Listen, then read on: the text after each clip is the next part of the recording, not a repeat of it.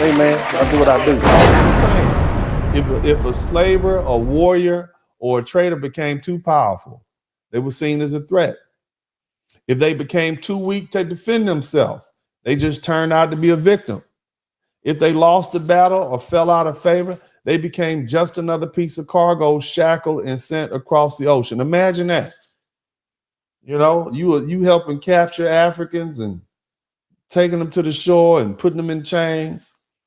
Next thing you know, your tribe is overtaken, your nation is overtaken, and now you put in chains and you taken to the same shores. That's what happened. Okay. So a lot of these same Africans that ended up on the boats and the ships with the people who they had formerly captured. Think about that. See, keep this in mind. The transatlantic slave trade spanned from the early 16th century, shout out to Penny Ford, to the mid 19th century. And it was, to say the least, it was a complex and brutal system that forcibly transported 12.5 million Africans to the Americas, some of who had once captured, they had once helped capture fellow Africans who later betrayed and were enslaved themselves. Now, keep in mind, very few Africans were brought directly to the United States. And I know we got folks out there who say, oh, no, we're Native American. No, you're not. You're not. You were bred here, okay? You're bred, went to breeding farms. That's what happened. But the vast majority of Africans were brought to South America, Central America, and the Caribbean. That's where the work was. And here's the cold part about it. Many of them died. See, in places like Brazil, they didn't bother feeding and taking care of their Africans. They brought them over there, worked them to death, half fed them, and they died. They lasted about a year. Same thing was in the Caribbean. Brutal. America was actually mild compared, and it was an insidious form of chattel slavery. But as far as the brutality as harsh and horrible as it was more brutal in places like Brazil and in the Caribbean. Keep in mind, slavery in Brazil didn't end till like the 1890s. Slavery in the United States ended in the 1865 after a war. Some of y'all's great grandparents were alive when slavery ended in Brazil, just to keep that in mind. And that 12.5 million number, that's actually pretty conservative. But here's some key dates, okay?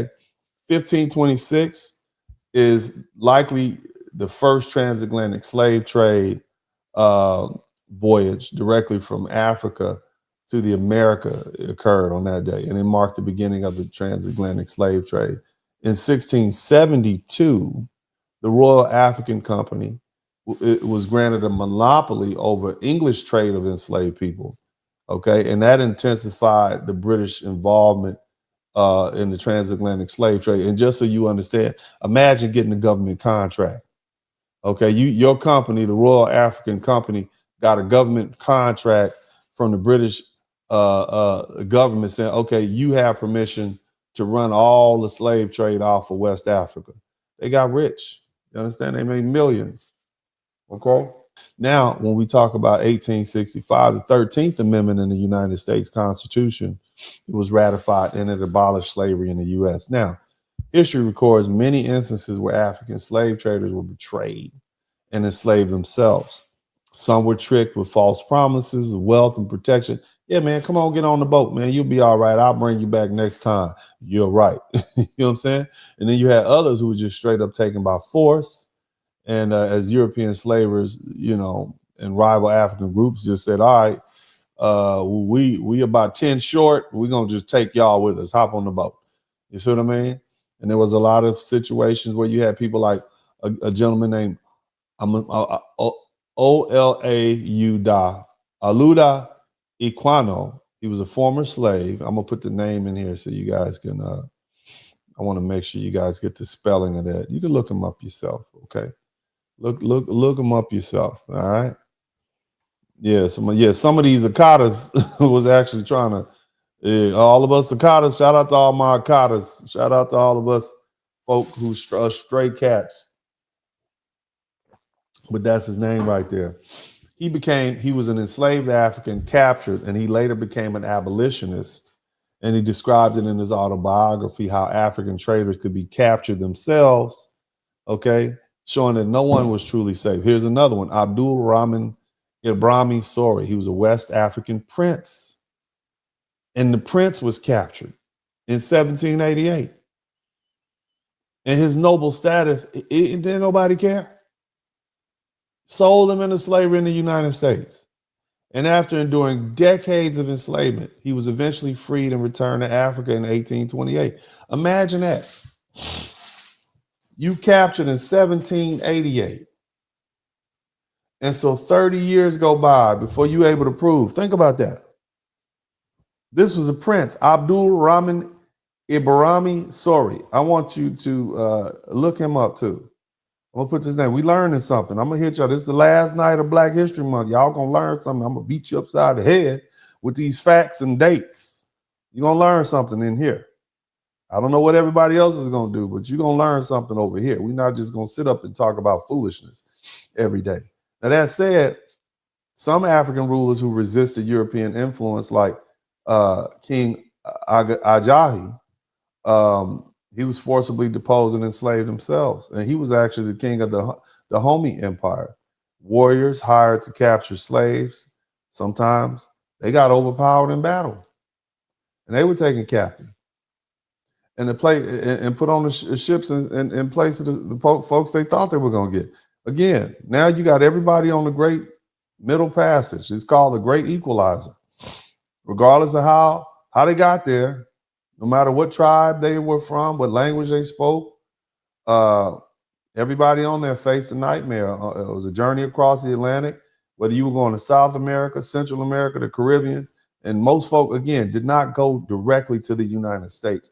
That's why we don't have the population that a place like Brazil has. Nevertheless, slavers, they put hundreds of men, women, and children in the hulls of these ships. They were packed in, they were shackled, they were starved, they were beaten, they were exposed to disease.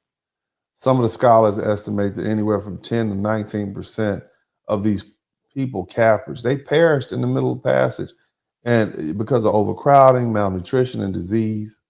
And they expected many people to die. And when you died, they didn't give you a ceremony. They just took your body and threw you in the ocean. And it's my understanding that the sharks had learned to follow the boat. DennisSpurling got the mic on fire. Black father, I have black son. Tune in, weekly feeling inspired. From the heart, real talk ignite. Every episode brings the light. Subscribe, hit the like, won't you dare. Share the love, you know it's family.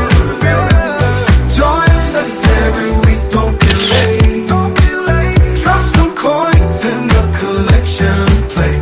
Drop some coins, enjoy the ride. Come say hi, catch the wave, don't pass by. Lifted spirits always in sight. In this podcast, joy takes flight. Subscribe, hit the like, won't you dare. Share the love, you know it's fair. Join us every week, don't be late. Drop some coins in the collection plate. Drop some coins. Donation. I thought it was a trash